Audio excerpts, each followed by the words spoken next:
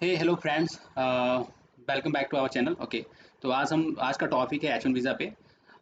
Most of the recruiter H1 candidate submit करते हैं client पे। तो समहाउ कुछ कुछ वीज़ा ऐसे होते हैं, H1 वीज़ा कैटेगरी है जिन पे जो क्लाइंट पे सबमिट करते हैं, वेंडर को भी सबमिट करते हैं, प्राइम वेंडर को भी, तो रिजेक्शन आ जाते हैं आफ्टर द बैकग्राउंड वेरिफिकेशन। सो वो एक्सेप्ट नहीं करते। क्या रीज़न है, आज उस पर हम बात करेंगे। We are not talking about what is the reason behind the H1 visa for rejection.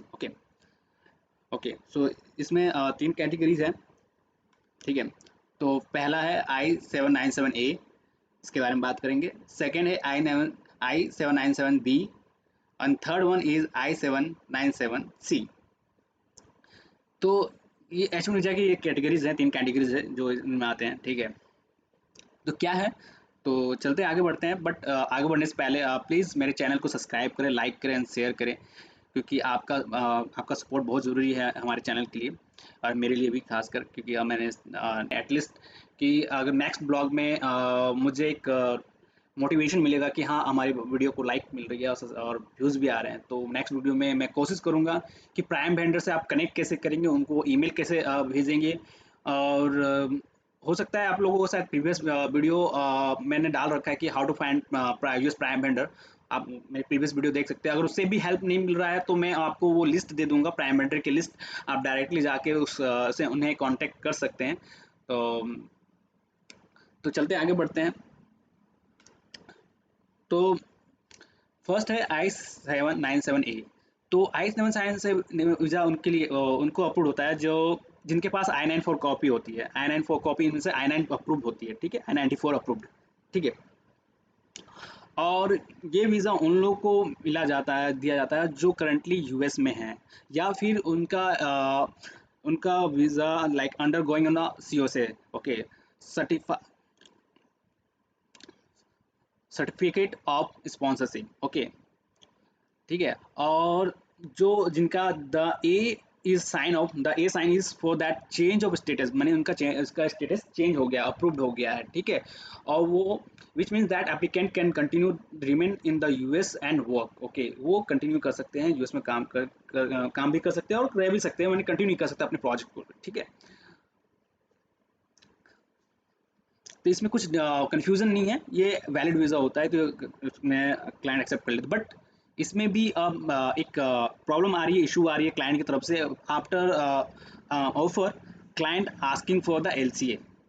Okay, तो इसके बारे में हम नेक्स्ट ब्लॉग में बात करेंगे। What is the LCA, client क्यों मांग रहे हैं एलसीए, क्या है एलसीए प्रॉपर तरीके। सेल्स वाले वेंडर को तो मोस्ट ऑफ सेल्स वेंडर को पता नहीं होता एलसीए क्या है, क्योंकि वो बार बार अपने मैनेजर से पूछते हैं। बट रिक्रूटर को, जितने भी रिक्रूटर आईटी रिक्रूटर हैं या फिर मैनेजर लेवल हैं, उनको पता है एलसीए क्या होता है। ठीक है, इसके बारे में आगे नेक्स्ट ब्लॉग में बताऊंगा। आगे चलते हैं। ये आपका देख सकते हैं I-97 कॉपी मैंने यहाँ पर अटैच कर रखा है आप लोगों के लिए। ठीक है, ये I-97 कॉपी होता है। यहाँ पर आप देख सकते हैं साफ साफ लिखा होता है I-797A। ठीक है, यहाँ पर आपका वैलिड होता है, कितने दिन का वैलिड है। यहाँ पर आपके एम्प्लॉयर का नाम होगा, यहाँ पर आपका नाम होंगे, और जो भी आपके एम्प्लॉयर होंगे उन एम्प्लॉयर की कंपनी का नाम होगा, डेट कब से कब फाइल किया था। ठीक है, यहाँ पर आपका कैंडिडेट का नाम होगा, कंसल्टेंट का नाम होगा, यहाँ पे ये रहेगा। इसमें भी एक ये जो आप ऊपर में देख रहे हैं रिसिप्ट नंबर, ये भाई बहुत इंपॉर्टेंट होता है। बहुत से आजकल मार्केट में फेक H1 कैंडिडेट सबमिट कर रहे हैं, तो उसके बारे में भी हम नेक्स्ट ब्लॉग में बात करेंगे कि H1 कैंडिडेट को कैसे वैलिडेट करें, कैसे पता करें कि ये फेक H1B कॉपी है और या जेन्युइन H1 कॉपी है। उसके बारे में एक एप्लीकेशन भी है, मैं उसके बारे में बताऊंगा। ठीक है, नेक्स्ट ब्लॉग में आगे बढ़ते हैं। अब आते हैं I-797B। I-97 उनको मिलता है जिनका I-9 अप्रूव्ड नहीं होता है। ठीक है, ये बेसिकली उनको अप्रूव नहीं होता है I-97 को because of certain reason. Okay, वो कब, फॉर एग्जांपल वो कभी यूएस आए ही नहीं है। ठीक है, और उनको ये I-797 उनको अप्रूव होता है जो यूएस में है ही नहीं। बट वो मैंने सपोज दैट हम इंडिया में बैठे और मेरा H1 वो कॉपी लग गया है, बट अब मैं वर्क के लिए क्वालिफाइड हो चुका हूँ, बट मैं यूएस गया ही नहीं हूँ। अब जब तक मुझे प्रोजेक्ट मिलेगा नहीं, मैं यूएस जा नहीं सकता। लाइक एज अ वेंडर, यू कह सकते हैं ऑफर लेटर या वेंडर कॉल लेटर, जो भी आप बोल सकते हैं वो। और या तो फिर या उनका स्टेटस चेंज नहीं हुआ हो। ठीक है, वो चेंज जैसे कि आप ईएडी में थे और H1 भी फाइल किए हैं, तो उनको मे बी एक बार वो इंडिया आएंगे, फिर वो रिटर्न, अगर उसका एम्प्लॉय इंडिया से है तो इंडिया आएंगे, फिर वो रिटर्न यूएस री इंटर यूएस में करेंगे। लाइक ओपीटी कैंडिडेट और सीपीटी कैंडिडेट, उनको इंडिया में एक बार आना पड़ेगा, फिर वो जाएंगे तो उनका स्टेटस चेंज हो जाएगा। तो आप यहाँ पर देख सकते हो, मैं आपके लिए यहाँ लगा रखा हूँ, मैंने ये वेबसाइट से निकाला है। This mean that you are qualified for the job but your change of status can not be approved. So you can not stay and work in the US for two reason. You are currently you are not currently in the US. First thing, आप या तो US में नहीं है, but if you have received a NI 797B, this means that the petition is approved but the COS not COS and extension of state is not approved। यानी कि जो आपका एम्प्लॉयर जो फाइल किया स्पॉन्सरशिप वो अभी अप्रूव्ड नहीं हुआ, या तो आपका स्टेटस चेंज नहीं हुआ है। If CS is not approved, the applicant would have to do the following। अगर आपका स्टेटस चेंज नहीं हुआ है तो आपको क्या करना पड़ेगा? Schedule and attend the visa interview, ठीक है, गेट द वीजा स्टैम्प, री enter the US with new visa status. Okay, यानी कि उसको दोबारा से अपना वीजा शेड्यूल करना पड़ेगा वीजा इंटरव्यू के लिए, फिर उसको या स्टैम्प लेना पड़ेगा, इसका स्टैम्प नहीं होगा, सॉरी, या उसे री एंटर करना पड़ेगा फिर the new visa in US.